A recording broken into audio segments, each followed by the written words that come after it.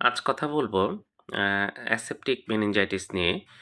আমরা যে CSF study করি অর্থাৎ কোমর থেকে একটু রস বের করে পরীক্ষা করি এবং সেটা কালচার করে যদি কোনো জীবাণুর অস্তিত্ব না পাওয়া যায় সেটাকে আমরা অ্যাসেপ্টিক মেনিনজাইটিস বলি। কিন্তু মেনিনজাইটিসের সাইন সিম্পটমস থাকবে বাট কালচার করে কিছু পাওয়া যাবে না।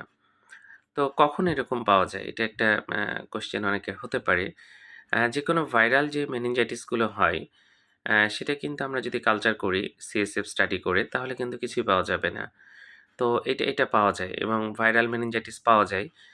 তখন কিন্তু কালচার করে আমরা কোনো অর্গানিজম পাবো না।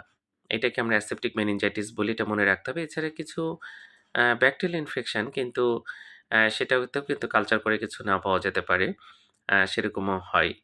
তারপরে কিউ ফিভার বলে একটা অসুখ আছে। মাইকোপ্লাজমা দিয়ে যদি কোনো আক্রমণ হয় আমাদের, তাহলে কিন্তু আমাদের সিএসএফ স্টাডি করে কালচার করে কিছুই পাওয়া যাবে না। এটাকে অ্যাসেপ্টিক মেনিনজাইটিস বলে। ধন্যবাদ সবাইকে।